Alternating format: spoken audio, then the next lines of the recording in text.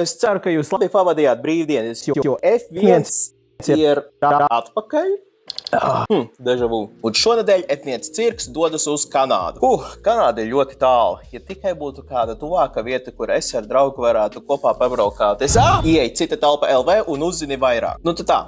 Kanāda. Daudziem favorīts F1 kalendārā. Visu, ko es redzu, labs pudeļu attaisāmais. Svarīgi gan arī atcerēties, ka parasti Kanāda negrib būt jūnijā uz kalendāra, tāpēc, ka joprojām ir relatīvi vēss priekš F1 trasēm tur. Svarīgas ziņas, bēdīgas ziņas, jautras ziņas. Svarīgas ziņas. Es vairs negribu runāt par noteikumiem. F1 ir nolēmuši par izmaiņām uz nākamo gadu, un jaudas sadalījums formulām vairs nebūs 50/50. Būs vairāk uzsvers uz paša dzinēja jaudu, nevis uz bateriju. Bēdīgas ziņas, drusku parunāsim par Zanardi. Tad īsi pirms sacīkstes Miami savu dzīves finiša taisni sasniedza Aleks Zanardi, bijušais F1 braucējs un vienkārši leģenda autosportā, sportā kā tādā. Ir iemesls, kāpēc viņu pasauc atpakaļ uz Williams. Tas ir taisni tajā periodā, kad Frankam Williamsam ļoti patika lieliski IndyCar braucēji. Žaks Vilnevs, Aleks Zanardi un Juans Pablo Montoya. Bet viens bēdīgs gads Williams viņu neapturēja no panākuma sasniegšanas pilnīgi visur citur, kur viņš vien varēja iedomāties.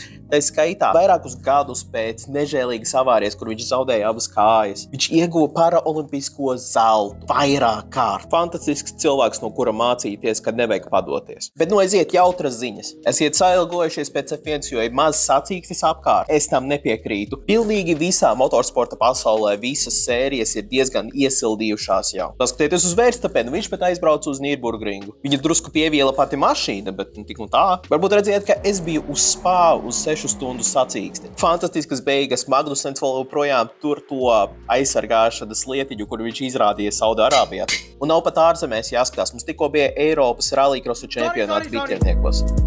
Drīzumā jau būs autošosejas sacīkstes tur. Drīz jau būs pasaules čempionāts motokrosā. Ir daudz kas foršs, ko skatīties. Aiziet pareģojumi Kanādai tagad. Kas uzvarēs sacīkstē?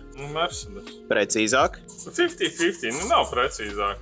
Neviens to nezina. Es domāju, viņi paši to nezina. Paldies! Es gan domāju, ka Mercedesā ir favorīts. Un tās mums ir Antonelli. Tad, lai iet, pirmais būs Antonelli, otrais mums būs Piastri. Jā, es gribu Piastri otro. Un tad Russells. Viņam jāsāk atkal ieskrieties. Un aiziet, iegriezīsim arī jautro laimes rādu. Pastīsimies, kā mums kaut kas notiks.